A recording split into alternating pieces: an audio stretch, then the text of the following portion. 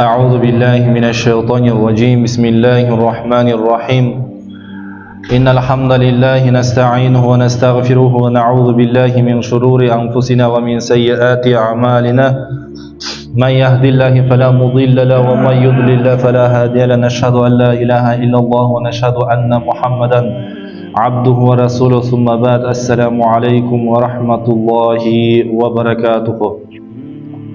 Урматтуу жамаат, алдыраак келип отуруп алсаңыздар, алдына биринчи катардан отурсак жакшы болот иншалла. Алхамдулиллахи вассалату вассаламу аля расулихи ва ашхаду ан ла илаха иллаллаху вахдаху ла шарика лах ва ашхаду анна Мухаммадан абдуху ва расулуху. Сумма ба'д. Ассаламу алейкум ва рахматуллахи ва баракатуху. Урматтуу жамаат, урматтуу мусулмандар, Аллах Таала бардыгыбыздын басып келген кадамдарыбызга көптөгөн соопторду жазган болсун, күнөөлөрүбүздү кечирген болсун. Мен бүгүн сиздер менен ушул ажылык туурасында, же болбосо мына жакында ажылыкка келатат, же болбосо умра туурасында, Алланын үйүнү таваф кылып, Алланын үйүнө баргандын фазилети жөнүндө кандай болот, мына ошолор жөнүндө сиздерге бир аз тааныштыра кетейин дедим. Балким арабызда баргандар болот. Кудайга шүгүр, жакында деле мен өзүм деле барып келдим. Ошондуктан баягы барып келгенден кийин аябай сагынат экенсиң да, аябай сагынып, куса болуп, өзүңчө манайың жок болуп турат экен. Анан жумага башка баян кылайын десем, башка баян кылгың деле келбейт экен да. Баягы бир нерсени сагынып, куса болуп турсаң, башка нерсе жөнүндө сөз кыла албайт экенсиң да. Ошон үчүн эми буну негизи кээ бирөөлөр, мисалы үчүн бизде сөз бар, умрага барганын айтыш керекпи, айтпаш керекпи, мода деген адамдар бар. Мисалы үчүн булар мактанат, сүрөткө түшүш үчүн барат деген адамдар болгон, мисалы үчүнчү. Бирок Кур'ан-ы Каримде Кудай Таала айтат: "Ва амма би ни'мати роббика фахаддис". Эгерде Аллах Таала сага бир жакшылык берген болсо, Аллах Таала бир жакшылык берген болсо, бир жакшылыкка, бир нематка жеттиңби, ошону башкаларга айтып жеткир дейт да. Эң негизгиси, башка бирөөлөргө айтканда биздин ниетибиз бузулбаш керек болот. Ниетибиз, ыхласыбыз бузулбаш керек. Эл көрсүн үчүн болбой турган болсо, биз видеого тартып, сүрөткө түшүп, бирөөлөргө жөнөтсөк болот.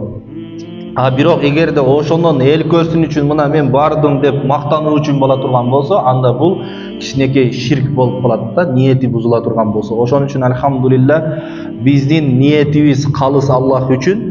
Бирок баргандарда баягы илими жоктордо, көптөгөн адамдарда катасы көп болуп калат экен да. Анан башында барганда эле Аллах Таала сөзсүз сизге суноо берет экен да. Себеби Аллах Таала дейт, пенде биринчи кадамын таштап Алланын үйүнө барам деп баштагандан баштап, Аллах Таала ошол пенденин күнөөсүн кечире баштайт экен да. Ошол пенденин күнөөсүн кечире баштайт экен. Өзү негизи мындай белгилери болот экен, признактары болот экен. Адам ошол Алланын үйүнө барардан мурда сагынып баштайт экен. Жүрөгү жибип, өзүнчө намаз окуганда көзүнө жаш алып, бир нерсе болуп, ушундай бир кусалык болот экен да, таска башталат экен, сагынуу башталат экен. Анан ушинтип, бирок алдынан кийинде көпчүлүк адамдардан уктум, ооруп калып, көпчүлүгү барбай калат экен да. Ооруп калып, көпчүлүгү сыноо экен. Бирок Аллах Таала ниетиңизди текшерип көрөт экен, ыхласы барбы жокпу деп. Мен 1 февралга алган болчук, бирок 28-күнү эми баягы ушундай түш көрдүм.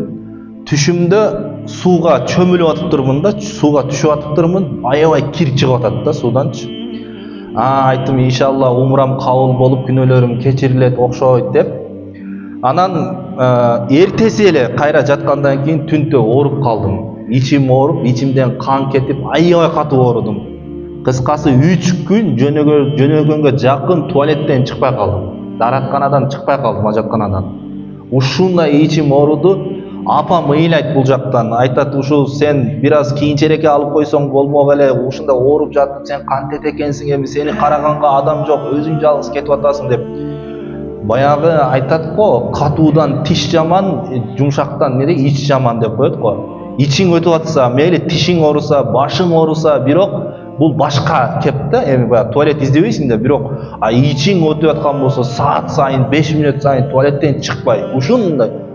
Туалеттен чыккан жокмун. Валлахи, мына Кудай үстүмдө турат, туалеттен чыккан жокмун 2-3 күн. Ушундай киресиң, кайра чыгасың. Иттен ичтен өтөт да, эме өтөт. Анан уколдорду алам. Уколдорду катарынан алып, 3 күн укол алып, капельница алып, уколдорду сайдырам, давай бир нерсе кылып, мени 1 февралга чейин жакшы кылышың керек деп 2 күн, 3 күн калып атат. Анан бирок эртең бири деген күнү ичим токтоду, бирок эми эртең жакшы барат экенмин деп, иншалла деп саат 10-до жатып, 1-де ойгоном, температура көтөрүлүп кеткен, үнүм чыкпайт, өзүмдү билбейм, арам жатам. Үнүм акырын чыгат. Температура көтөрүп кетти. Дарыларды алып келип, ичирип, уксустан сүртүп, ушундай эме болду. Анан температура түштү, эртең менен турсам бир аз жакшы. Аэропортко келдим, таваккал Аллага депчи. Зал ажданияга кирип кеттим. Зал ажданияга киргенден кийин өзүм жалгызмын. Дагы температура башталды бир маалда, көтөрүлдү. Ушундай кетип атам да. Карасам дары жок, дары чамаданда кеткен. Бир тримол бар.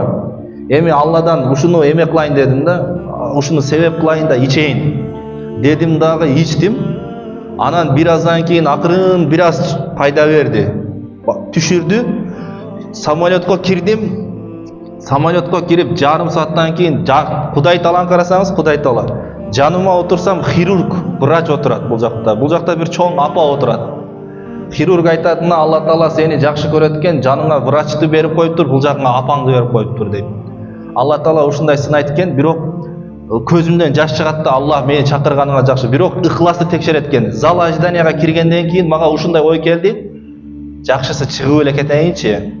Азыр барып бир неме болуп аткан болсом. Но намерение кайра ниетти жаңгыладым да. Алла дедим, эгерде мен өлө турган болсом дагы, жашай турган болсом дагы Меккеге барам, Меккеде өлөм же ошол жакта калам дедим да.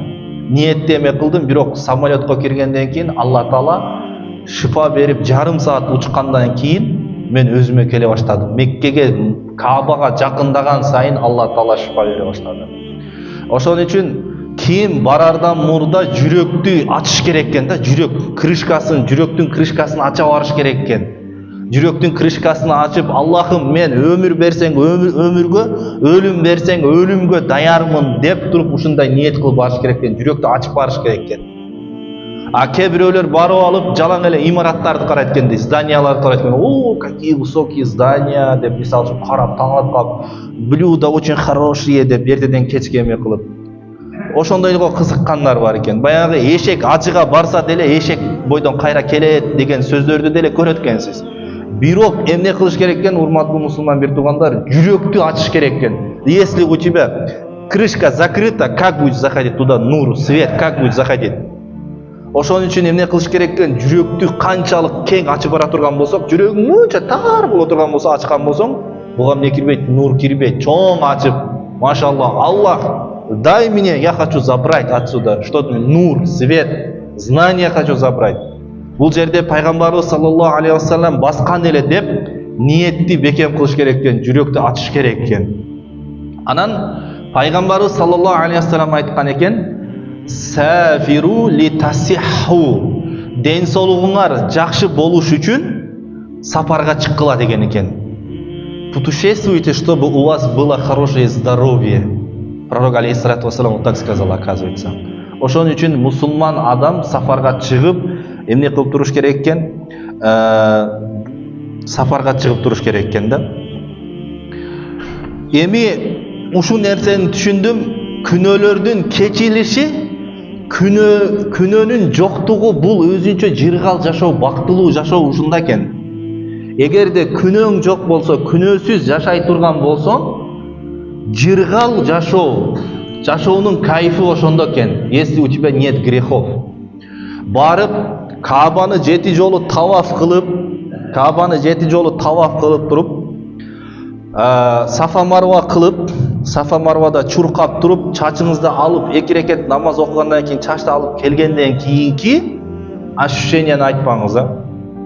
Адам, мен ошондо түшүндүм, бизди бактысыз кылган нерселер эмне экен? Бактысыз кылган нерселер, адамды бактысыз кылган нерсе күнөөлөр экен да. Бизди монтип бугуп, задушить этип жашоо бербей жаткан нерсе бизге эмне экен? Биздин күнөөлөрүбүз экен чындыгында. жүрөктүн тардыгы, жүрөгүңүз баягындай аябай тар болуп күнөөгө толуп кеткен болсо, мына ошол жашоонун кыйынчылыгы ошондон экен да. Каабаны дейт. Каабаны 4 периште дайым 4 жагынан тартып кеткенге, чынжырга аракет кылат экен да, бейишке тартып кетебиз бас деп. Каабаны тартып кеткенге аракет кылат экен. Бирок адамдар барып күнөөкөр пенделер айланып күнөөлөрүн ошол жерге таштап атпайбы? Күнөөлөрүн таштагандыктан күнөөлөрдүн оорлугу, салмагы Каабаны басып калат экен да, периштелер ошентип тарта албай калат экен. Ошентип эмне Каба бул жер эмне десе, Каба бул күнөөлөрдү таштай турган жер экен да. Бардыгыбыз күнөөлөрдү таштап, баргандар билет, машалла. Кудай Таала Кур'ан-ы Каримде эмне деди? Аллах Таала айтты Кур'ан-ы Каримде: "Авалам ярау анна жаална хараман аминан", биз харамды деди. Харамды биз тынч кылып койдук деди. Тынч кылып койдук деди. Аябай тынч экен. Ал жерге барсаңыз жүрөгүңүз эс алып, проблема, мисал үчүн эң балажандуу баягы бал, мен айттым да, мен кыздарыңды аябай жакшы көрөсүң, балдарыңды жакшы көрөсүң, ансыз бир башка жака бир күнгө кете албайсың. Бирок Каабага, Меккеге баргандан кийин мен балдарым бар экенин унутуп калгам. Кеде голосовой ачып каласың, голосовойду ачып калсаң, ата десе, у меня дети были, оказывается, дейсиң да. Ушундай ощущение болот экен, алхамдулилля. Бирок тыянак чыгарасың, эгерде жер бетинде ошол Мекка менен Мадинада ушундай жашоо болуп аткан болсо, баягы жыргал жашоо болуп аткан болсо, эми сиз элестетиңиз да, бейиште кандай жашоо болот? Машалла. Бейиште мындан дагы сонун жашоо болот да. Ошон үчүн эмне кылышыбыз керек экен? Бейишке аракет кылышыбыз керек экен да, адамдарчы. Мен ушул нерсени түшүндүм. Бейишке аракет кылышыбыз керек. Баягы Хажарул Асвад деген Каабанын бурчундагы бар го, Каабанын бурчундагы кара таш деп коет. Ошол бейиштен келген таш. Ошол ташка ким жетип, барып өп, же болбосо ошол ташты колу менен тийгизип туруп, көзүнө сүртө турган болсо, бетине сүртө турган болсо, ошол нур болот дейт. Нур болот. Алхамдулилля, биз ошого жеттик. Мындай жаш болсоң, эме болсоң, баягы бир аз күчкө толуп турган чагыңда жетет экенсиң. Бирок көптөр баягы апалар, аталар, жаш өтүп калган алсыздар бир аз жете албай калат экен. Алхамдулилля, биз жеттик. Башыбызды салып, ошол жактан эметтик. Андан кийинки жашоодо элестете албайсыз да, нур да. Бир эми тыянак чыгарып көрүңүз. Вывод. Бир бейиштен келген таш ушунчалык адамдарга нур берип аткан болсо, ал эми бейиштин өзү кандай жашоо, кандай нур берет? Элестетип көрүңүз. Аллах Таалам бардыгыбызды ошол жака барганга насип кылган болсун. Жашоо ал жакта такыр башка экен. Сахабаларды оорубайт деп уккан элеңиздер, Сахабаларды ооруган эмес, пайгамбарыбыз саллаллаху алейхи вассалам доорунда сахабалар ооруган эмес дегендик. На самом деле мен ошого баягы эми какой-то так дейсиң го, мисал үчүн ишенесиң, буякта жүрүп ишенесиң, бирок баары бир сомнение кеде калып кетет да. Бирок Меккеге, Мадинага баргандан кийин көзүң жетет экен да. Чындыгында сахабалар ооруган эмес экен. Себеби ал жердеги жашоону көргөндөн кийин сен толук ишенип калат экенсиң. Эмне экен? Жашоо ал жакта башкача экен. Аллах Таала нурун төгүп койгон экен. Мен ошол жака жеткенден кийин алхамдулилля дедим, ушундай алыс жерден Аллах Таала ошол жака нурду түшүрүп, бизге ошол нурду не кылган экен? Жеткирген экен. Бизди мусулман кылган экен. Мусулман болгонубузга алхамдулилля дешибиз керек да. Ата бабаларыбыз бизге жеткирип, уйга сыйынып жүрсөк кана эле, уйдун баягы тезегини бетибизге эме кылып индустарга окшоп, же болбосо отко сыйынып жүрсөк, Кудай сактасын, мисалы үчүн, бул өтө өкүнүчтүү да. Ошон үчүн алхамдулилля мусулман кылып, Аллах Таала ошол жактын нуруну бизге чачыратып, ушул жакка жеткирип, бизди мусулман кылганына шүгүр. Эми урматтуу жамаат, дагы бир тыянак чыгардым. Күнөөлөрдүн кечирилиши жеңил эмес экен. Ал-хаджу машакатун деген пайгамбарыбыз саллаллаху алейхи вассалам, ажылык бул машакат. Кичи ажылык бул умра, кичи ажылык да. Ошол чоң ажылыктын бир 40-50% бар экен. Жарымы бар да. Ошондогу кылына турган амалдардын жарымы бар. Кичи ажылык. машакат экен да. Ары чуркатат экен Алла Таала мындай айтканда. Эми жыргап убагында күнөө кылдыңбы? Эми мына машакат менен чурка ары бери. Күнөөлөрүңдү Алла Таала Куранда айтат, мен өч аламын дейт. Биз кандай эле жыргап өч эме күнөө жасадыкпы? Эми кыйналып, машакат чегип, кыйналып, эми күнөөлөрүңдүн кечирилишине өзүң аракет кыл деген эмени түшүндүм да, маанини түшүндүм. Чуркайт экенсиң аякта. Биз баягы харамды айланып келип, баягы не деп коет эле, баягы километраж телефонго коюп коебуз да, айланып келгенибиз, бир жолу айланып келгенибиз 16 километр, 20 километрди түзүп атты. Басып барып келгениң, бир жолу басып барып келгениң. Эми бул умрада эле, кичинекей умрада. Ажылыкта болсо 4 күн ихрам менен, 4 күн баягы кепин менен эчтеке жок, ич кийим жок. Баягы жиптен тигилген эме жок. Кийим жок. Ошону менен чечпей 4 күн жүрөт экен. Негизи 10 күн жүрөт. Ошол 4 күн чечпейт экен, элестетсеңиз. Муздалифада, Арафатта турат. Ажылык өтө кыйын экен. Мен барып кээ бир аксакалдар ойлоп калдым, кээ бир аксакалдар негизи ажылык баягы көп кыйналган адамдар, жалкоо адамдар ажылык кылбай эле кетет экен деп ойлоп калдым да. Себеби өтө машакат экен. Биз менен барган аксакалдар дагы бир жолу эле умраны эптеп араң аткарышты. Ошон үчүн не пайгамбарыбыз деле айткан, эметкенде мен динди алып келгенде жаштар колдоду деген. Жаштар колдоду. Карылар мени танды, отрицали меня деген да пайгамбарыбыз. Карылар мени танды, жаштар мени колдоду деген да. Ошон үчүн жаштыкта кылган ибадатың дейт, жаштыкта кылган ибадатың ташка тамга баскандай, ташка чегип жазгандай. Ал эми карыганда кылган ибадатың кумга жазгандай дейт. Бир суу болсо, бир толкун болсо, аны өчүрүп коет дейт. Ошон үчүн урматтуу жамаат, ал жака бизде баягындай психология барбы? Карыганда барасың ажылыкка, умрага карыганда барасың. Жок. Жаштыкта барыш керек экен. Жаштыкта барсаңыз ибадатты кыласыз иншалла. Ибадатты эметесиз. Ошон үчүн жаштыкта барыш керек экен. Анан карылыкта кеде барсаңыз, баягы пайгамбарыбыздын хадисинен келип чыгып айтканда, пайгамбарыбыз айтты го, эгерде пенде бир күнөө кыла турган болсо, анын жүрөгүнө бир кара дак түшөт деди. Карара берет. Жашың өтүп, күнөөң жасаган сайын баягы күнөөң көбөйүп кетип, жүрөгүң карарып таш болуп калат экен. Бирок сен канчалык оор таш менен барсаң ал жака, жүрөгүңдөгү таш менен бара турган болсоң, ал жака баргандан кийин ошол таштын эзилиши ошончолук кыйын болот экен да.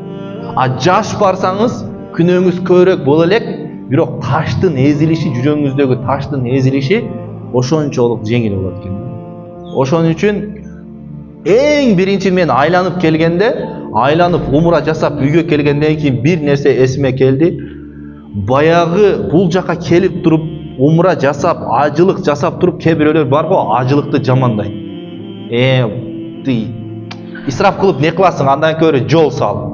Андан көрө жетим жесирге бер. Андан көрө бияка бер деген. Алланын үйүнө баргандан тыйган бул чоң күнөө. Жакшылыкты эч качан жакшылык менен кайтарылбайт.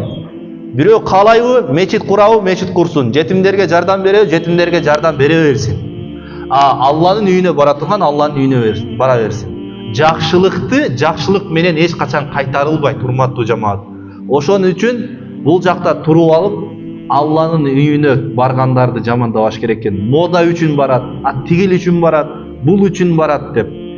Мен ошентип 1,5 жыл мүмкүнчүлүгүм бар эле. Ошондой адамдардын сөздөрүн шайтан буягына куюп коет экен да, жүрө берет экенсиң. Тиги кетип атат, мода үчүн кетип атат да. Бул кетип атат, бул дене мода үчүн кетип атат да, бар, сүрөткө түшүш үчүн кетип атат деп ойлойт экенсиң. Бирок умра жасап жеңил болуп келгенден кийин эң биринчи ушул адамдар эсиме келди. Көрсөм мага билинбестен мага душмандык кылып койгон экен, мени уулап койгон экен. Мүмкүнчүлүгүм бар эле, бирок кечигип келдим дедим. Ошон үчүн ушундай адамдардын сөздөрүнө ишенбеңиздер, урматтуу жамаат. Алла Тааланын үйүнө барып, Мәккеде караңыздар, пайгамбарыбыз саллаллаху алейхи ва саллям айткан: "Анна наби саллаллаху алейхи ва саллям кала: "Салатун фи масжиди хаза афдалу мин альфи салатин фи масива." Пайгамбарыбыз айтты, Мадинада Масжид Набави деген бар. Ошол мечитте, Мадинадагы мечитте, Масжид Набавиде намаз окуган бир рекет намаз 1000 рекетке жүрөт. Бир рекет намаз окусаңыз, ал жакта 1000 рекетке жүрөт экен. Бир рекет намаз. Бул жерде бир рекет намаз окусак, бир рекетке эле жүрөт бул мечитте. Бирок пайгамбарыбыздын мечитинде бир рекет 1000 рекетке жүрөт. Иллал масжидал харам, бирок мечит Харам мечитинде, Маккада, Кабанын айланасында, ва салатун фил масжидил харам афдалу мин 100,000 салат. 100,000 рекетке жүрөт. Бир рекет намаз 100,000 рекетке жүрөт. Эгерде биз касыр кылып окуй турган болсок, касыр кылабыз да, баягы фарздарды касыр кылабыз. Касыр окуй турган болсок, мисалы үчүн багымдат бар, багымдаттын сүннөтү бар. Асыр, пешим, магриб, анан айша болуп, мисалы үчүн 5 убакыт намаз 26 рекет окуйт экенбиз. Касыр менен окусак, сүннөттөр менен чогуу 26-ны эми 100,000ге көбөйтсөңүз, бир күндө экенсиз 2,600,000. Бир күндө 2,600,000 намаз окуйт экенсиз. Бир күндө эле. Эми ошону Маккада 10 күн турабыз, мисалы үчүн умрага барганда 10 күн турабыз. Ошол 2,600,000ди 10го көбөйтө турган болсоз 26 миллион болот экен. Сиз бир барганда 26 миллион намаз, рекет намаз окуп келип атасыз. Бул соопту кайсы жерде берет? Түркияга барсаңыз береби? Стамбулга барсаңыз береби? Пакистанга барсаңыз береби? Жок, бербейт. Алла Таала. Бир гана Маккада берилет, харам территориясында. Анан харам деген маанисин кээде түшүнө албайлы. Харам деген бул священный деген мааниде, ыйык деген мааниде. Харам деген, анан түзмө-түз харам деген дагы мааниде. Ошол жерде харамдын территориясында арам деп дагы түшүнсөк болот. Кумурска өлтүргөнгө болбойт, чач жулганга болбойт. Мисалы үчүн неге ихрам кийгенден кийин чач жулганга болбойт? Себеби бул чач дагы жашап жатат экен. Жашап жатат. Ошондуктан сиз ихрам кийгенден кийин нени чачты жулуп, бирөөнүн жашоосун токтотуп койдуңуз чачты жулгандан кийин. Ошон үчүн ага эмне болот? Штраф болот. Бир кой. Харам территориясында эмне үчүн харам? Ал жерде бирөөнүн көңүлүн ооруткан харам, жаман сөгүнгөн харам, күнөө жасаган харам, бардык нерсе харам. Ошон үчүн Кабанын территориясы, Каба болсо ушундай 20-22 километр айланасы харам экен. Ошол Кабанын айланасында ошол бая кольцовойго түшүп калган болсоңуз, бир рекет намаз окусаңыз 100,000 рекетке жүрөт. Демек 10 күндө 26 миллион рекет намаз окуп атасыз. Эми Масжид Набавига, Мадинага келип 4 күн тура турган болсоңуз, 14 күндө мисалы үчүн, ал жерде 26 рекетти көбөйтө турган болсок, 104 азыр 104,000 рекет болот экен. 10 күндө 104,000 рекет. Ошондо сиз 26 миллион 104,000 рекет намаз окуп экенсиз. Намазыңыз эле Кабада таваф кылгандан сырткары. Анан пайгамбарыбыз саллаллаху алейхи ва саллям айткан: "Факала наби саллаллаху алейхи ва саллям ма байна байти ва минбари rawdatun min riyadil janna." Сахих хадис, пайгамбарыбыз саллаллаху алейхи ва саллям айткан: "Менин үйүмдүн ортосу менен минбарымдын ортосу бул бейиштен болгон бир бакча" деген. Бейиш бакчаларынан бир бакча деген Роудага. Ким ошол жерде айтты пайгамбарыбыз 2 рекет намаз окуй турган болсо, Раудага кирип, бейиште намаз окугандай болот деди. Бейиште намаз окуу жок.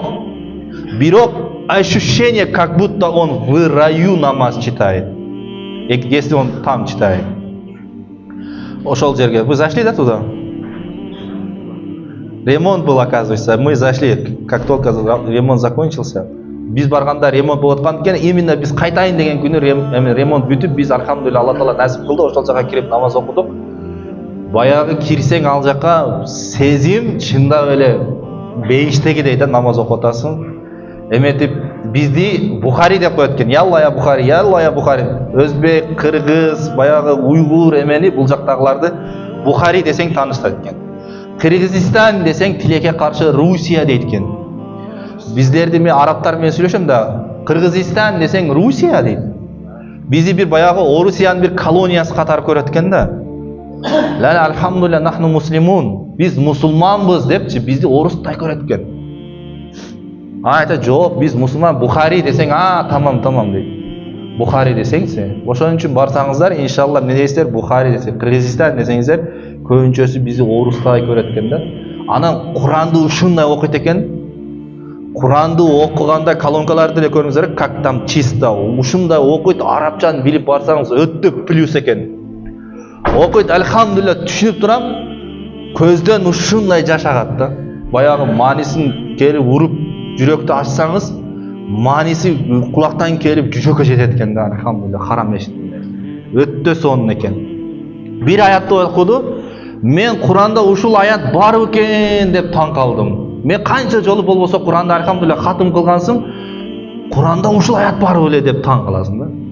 Мындай аят окуду. Астагфиру билlah. Афаман шарахаллаху садраху лил ислам фа хува ала нурин мин раббихи.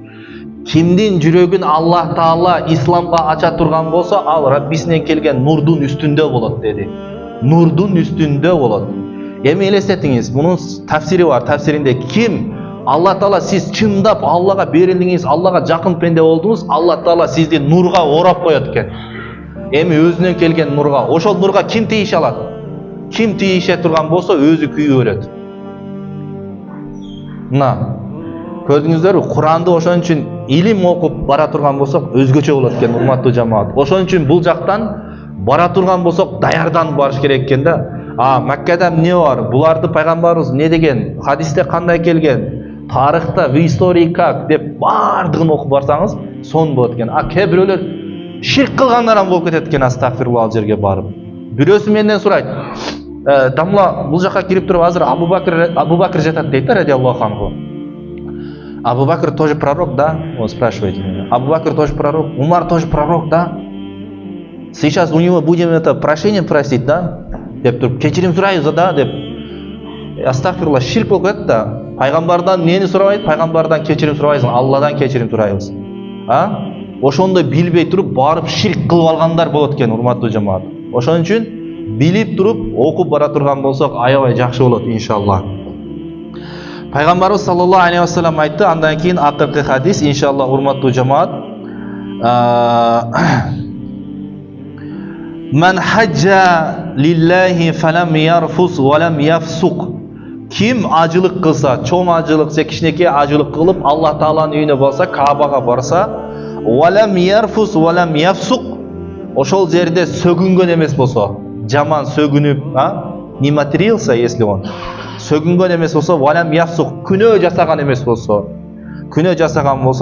жасаган эмес болсо, рожаа ка яумин валадатху уммуху, апасы биринчи күнү кандай таза, күнөөдөн таза төрөгөн болсо, мына ошондой болуп кайтып келет деди. Урматтуу жамаат.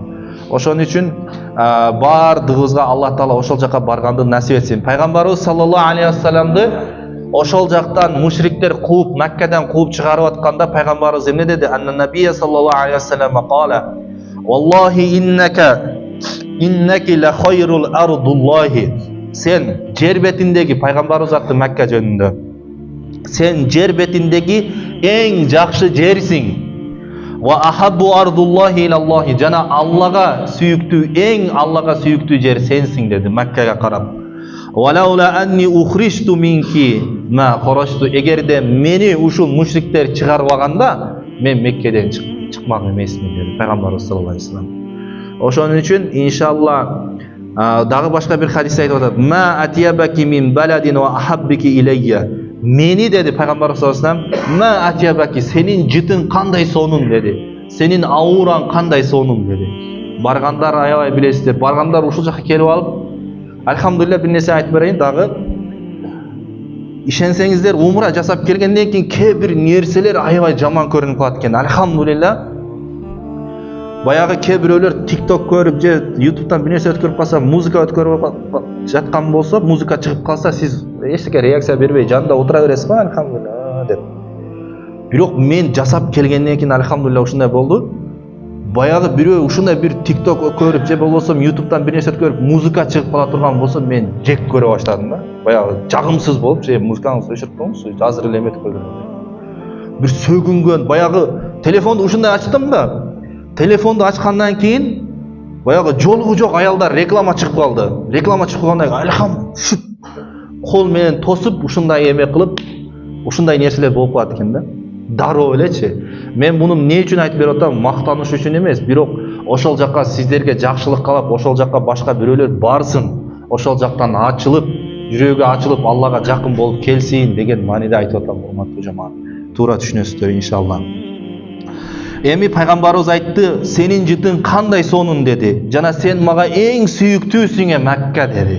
Валаула анна қауми ахраджуни, эгерде менин коомум чыгарбаганда Меккадан минке ма саканту гайраки, мен сенден башка жерде жашамак эмесмин деди пайгамбарыбыз саллаллаху алейхи вассалам. Ошон үчүн урматтуу жамаат, бул жактан кээ бирөөлөр, мисалы үчүн имамдар, Алланын үйүнө алып кетип атат. Кээ бирөөлөргө аларга ат коебуз, бизнес имамдар, анан мындай имамдар, тигиндей имамдар депчи. Ушул нерсени таштайлы. Алланын үйүнө барып, алар дагы динге кызмат кылып келип атат. 15 күн жүреткенсиз, 15 күндө кулагыңызга баяндан куят, жакшылыкты айтат, эме кылат, ошо пайгамбарыбызды таанып калсын, намазын жакшы тургузуп калсын деп. Бул деле бир даваттын бир түрү экен.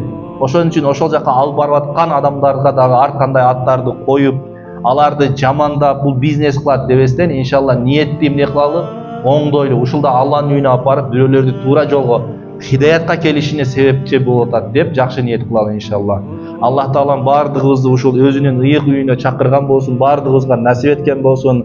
Субханака ла илма лана илля ма алламтана иннака анта алимун хаким, бирахматика я архамар рахимин. Амин.